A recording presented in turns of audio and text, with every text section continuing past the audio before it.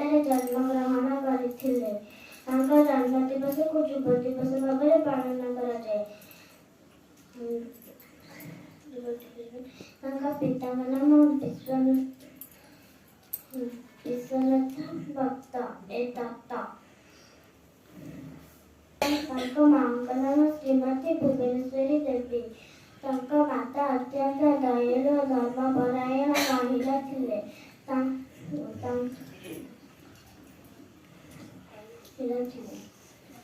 ମହାଦେବଙ୍କୁ ଆରାଧନା କରି ବିବେକାନନ୍ଦଙ୍କୁ ପାଇଥିଲେ।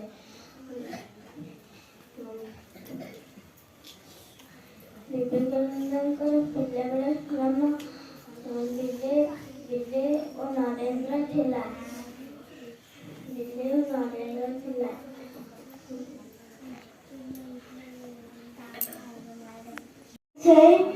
ପ୍ରଥମ ଶ୍ରେଣୀ।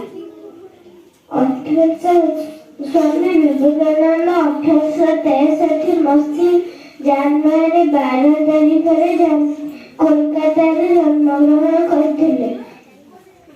ତାଙ୍କ ପିଲାବେଳର ନାମ ଥିଲା ନରେନ୍ଦ୍ରନାଥ ଦତ୍ତ। ପରେ ସ୍ୱାମୀ ବିବେକାନନ୍ଦ ପରିଚିତ ହେଲେ। ତାଙ୍କ ପିତାଙ୍କ ନାମ ଥିଲା ବିଶ୍ୱନାଥ ଦତ୍ତ ଓ ମାତାଙ୍କ ନାମ ଥିଲା ଭୁବନେଶ୍ୱରୀ ଦେବୀ।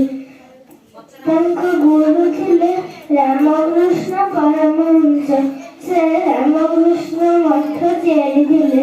ତାଙ୍କ ଜନ୍ମ ଦିବସକୁ ଯୁବ ଦିବସ ରୂପେ ପାଳନ କରାଯାଏ। ମୁଁ ପ୍ରଥମ କ୍ଲାସରେ ପଢୁଛି।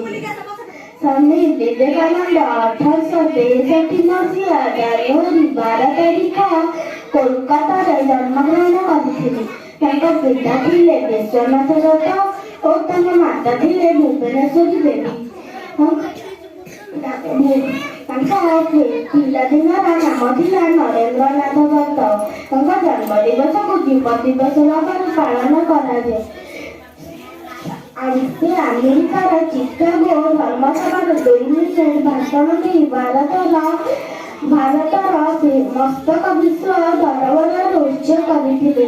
ସେ ଯେଉଁ ଜିନିଷକୁ ଥରେ ମାତ୍ର ଦେଖିଦେଉଥିଲେ ସେସବୁକୁ ମନେ ରଖିପାରୁଥିଲେ। ସେ ରାମକୃଷ୍ଣ ପରମହଂସଙ୍କୁ ନିଜ ଗୁରୁ ଭାବରେ ଗ୍ରହଣ କରିଥିଲେ। ସେ ମିଶନ ଗଠନ କରିଥିଲେ। ସେ 1902 ମସିହାରେ ମୃତ୍ୟୁବରଣ କରିଥିଲେ। ଏତିକି କହି ମୁଁ ମୋ ବକ୍ତବ୍ୟ ଶେଷ କରୁଛି। ମୁଁ ପ୍ରଥମ ଶ୍ରେଣୀରେ ପଢୁଛି। ସ୍ୱାମୀ ବିବେକାନନ୍ଦ 1863 ମସିହାରେ ଜାନୁଆରୀ ମାସ 12 ତାରିଖ ଜନ୍ମଗ୍ରହଣ କରିଥିଲେ। ତାଙ୍କ ପିତାଙ୍କ ନାମ ବିଶ୍ୱନାଥ ଦତ୍ତ ଏବଂ ମାତାଙ୍କ ନାମ ଭୁବନେଶ୍ୱରୀ ଦେବୀ। ସେ କୋଲକାତାରେ ଜନ୍ମଗ୍ରହଣ କରିଥିଲେ।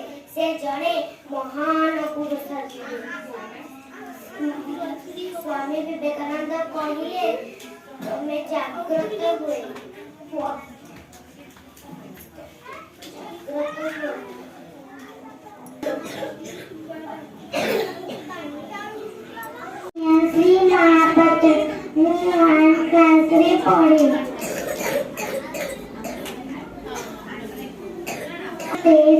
ମସିହା ଜାନୁଆରୀ ମାସ 12 ତାରିଖ ସ୍ୱାମୀ ବିବେକାନନ୍ଦ ଜନ୍ମଗ୍ରହଣ କରିଥିଲେ।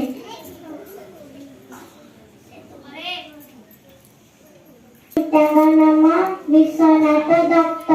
ତାଙ୍କ ମାତାଙ୍କ ନାମ ଭୁବନେଶ୍ୱରୀ ଦେବୀ।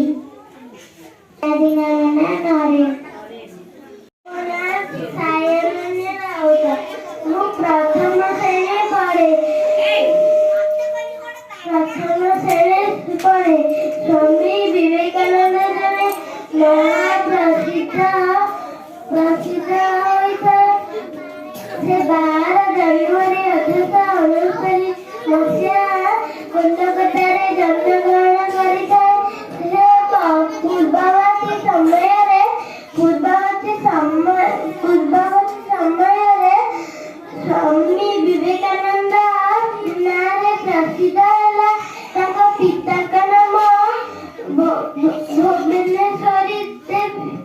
ବିଶ୍ୱନାଥ ଦତ୍ତ। ବିଶ୍ୱନାଥ ଦତ୍ତ ତାଙ୍କ ଏବଂ ତାଙ୍କ ମାତାଙ୍କ ନାମ ଭୁବନେଶ୍ୱରୀ ଦେବୀ ଥିଲା। ତାଙ୍କ ଜନ୍ମ ବର୍ଷକୁ ଭାରତୀୟ ଜାତୀୟ ଦିବସ ପାଳନ କରାଯାଏ। ପ୍ରଥମ ଶ୍ରେଣୀରେ ପଢ଼େ। ସ୍ୱାମୀ ବିବେକାନନ୍ଦ 1863 ମସିହା ଜାନୁଆରୀ 12 ତାରିଖରେ କଲିକତାରେ ଜନ୍ମଗ୍ରହଣ କରିଥିଲେ। ତାଙ୍କ ପିଲାଦିନର ନାମ ନରେନ୍ଦ୍ର ଦତ୍ତ ଓ ପରବର୍ତ୍ତୀ ସମୟରେ ସେ ସ୍ୱାମୀ ବିବେକାନନ୍ଦ